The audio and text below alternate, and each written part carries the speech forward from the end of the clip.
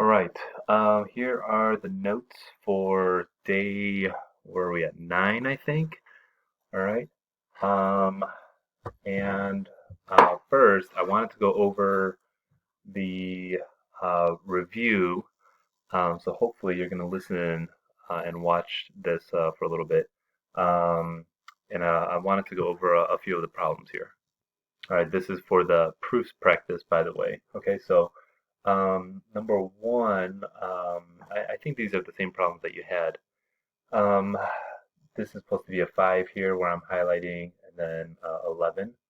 Okay, so you're given that lines A and B are parallel, and you're given that angles 5 and 3 are congruent, and you're trying to show and prove that angle 11 and 5 are congruent. Okay, so here, if you look at this flow, um, it looks like we did angle 11 is congruent to angle 3. If parallel lines, then corresponding angles are congruent, right? Remember, corresponding angles are same location, okay? Angle 5 and angle 3 are congruent, that's given. And by statements 2 and 3, since they're both congruent to angle 3, that must mean that angle 11 and angle 5 are congruent to each other by transitive property, not substitution, okay? Transitive property, all right? In the second one, prove that angles 1 and 4 are supplementary to each other, okay? You've got a couple givens here, all right? Angle 1 and 2 are congruent because they're vertical angles, all right? 2 and 3 are supplementary because if parallel, then same side interior angles are supplementary, okay? Because lines C and D are parallel. Then angles 3 and 4 are congruent because if parallel lines, then alternate interior angles are congruent. And so because A and B are parallel and line D is the transversal for those two lines, right? And so they are congruent by alternate interior angles. And so therefore, 1 and 4 are supplementary, right? Because of statements 2, 3, and 4. 1 is congruent to 2. And 2 and 3 are supplementary. That means 1 and 3 are supplementary. And if 3 and 4 are congruent, then that means 1 and 4 are supplementary. Now, in this case, we use substitution because we're talking about measurements here, right? Now, supplementary means that they're 180 degrees, okay? And so because of that, right, we're going to use substitution property. Here it's backwards, right? Kind of the converse. We're trying to show that A and B are parallel, right? If 2 and 4 are supplementary, that's given to you, right? 1 and 2 are congruent because they're vertical angles, okay? 1 and 4 are supplementary by substitution from statements 1 and 2, okay? So if 1 and 4 are supplementary, right, they are, look at where 1 and 4 are located, right? These are same side exterior angles. And from a lesson previously, right, if same side exterior angles are supplementary, that means these lines have to be parallel, right? So there it is, right? A and B are parallel because if same side exterior angles are supplementary, then the lines are parallel. So here we're getting into the notes for 3.5, okay? The parallel postulate, I think it might seem common sense, but through a point that is not on the line, there is one and only one line parallel to the given line, right? So if there's a dot here or a point P, right? There's only one line that goes through point P that's going to be parallel to this given line, right? Same goes for if you draw another point somewhere else. There's only going to be there's only one line through that point that's going to be parallel to the given line. Okay. The triangle angle sum theorem. I think we already know this because we've already done some problems. The sum of the measures of the angles of a triangle is 180 degrees. We know that. I skipped some examples here. These are in the notes, examples 1, 2, and 3.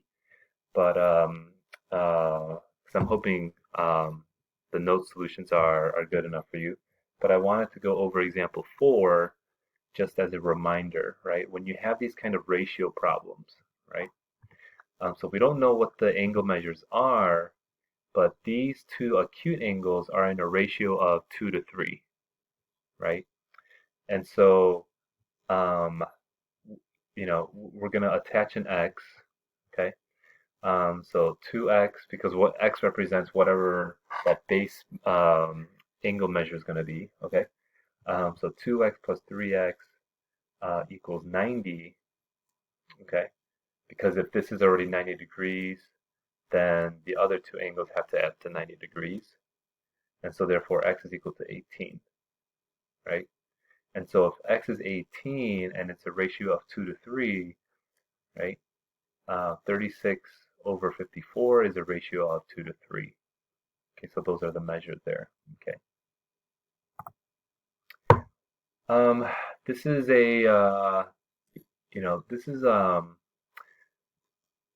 I don't want to say popular, but it does come in handy.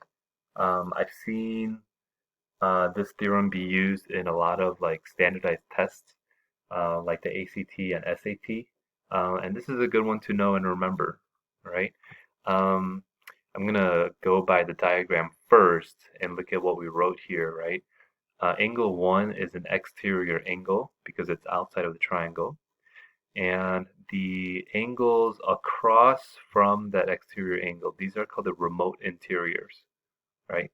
I think there's a portion of the notes right before this that goes over that, okay? But what the theorem states is that the measure of this exterior angle is equal to the sum of the remote interior angles, okay? And so a couple of examples here. I wanted to focus on B, right? How can we solve for x and y? Okay, you can't do x plus 3y plus 68 equals 180 because how can you solve for two variables in one equation, right? You can't. Okay. So we used the exterior angle theorem here. 141 is the exterior angle. It equals the sum of the remote interior angles, so x plus 68. All right. And then we can, this is a linear pair, right? Supplementary, so 3y plus 141 is equal to 180 degrees. And then a couple more examples here, okay?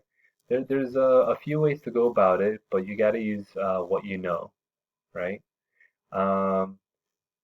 You have this smaller on the right-hand side, this smaller triangle here, right? Z plus 57 plus 24 is equal to 180, so you can figure out what Z is, right? Z turns out to be 99. Well, Z and Y is a linear pair, right?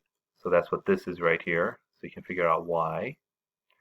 And then Y plus X plus 40 is equal to 180 because it's another triangle. And so you can figure out what X is, okay?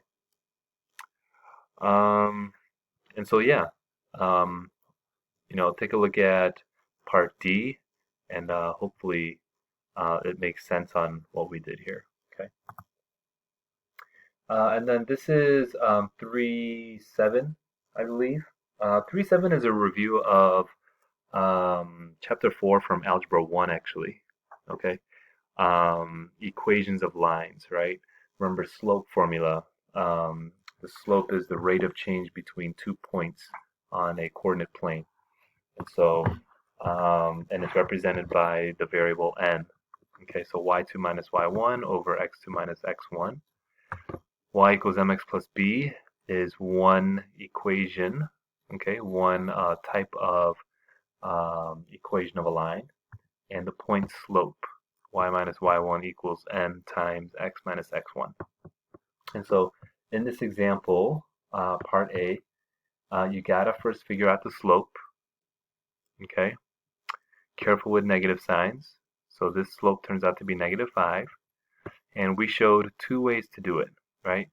You can use point slope, all right? Y minus y1 equals m times x minus x1. Now, y1 and x1 simply mean that you can use either of these points. Okay, so you notice here we use the second one here, right? So y minus -2, that's why it's y plus 2. Okay. And then we distribute the -5 because it says to put it in slope-intercept form, which means you're solving for y by itself. Okay.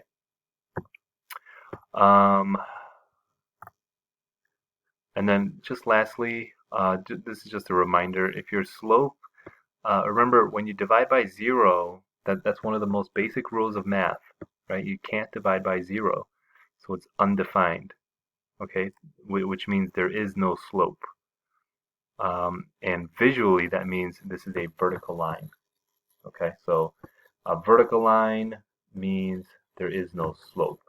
If you have a horizontal line, there is a slope, and that value is 0, okay, which means 0 would be on top, all right?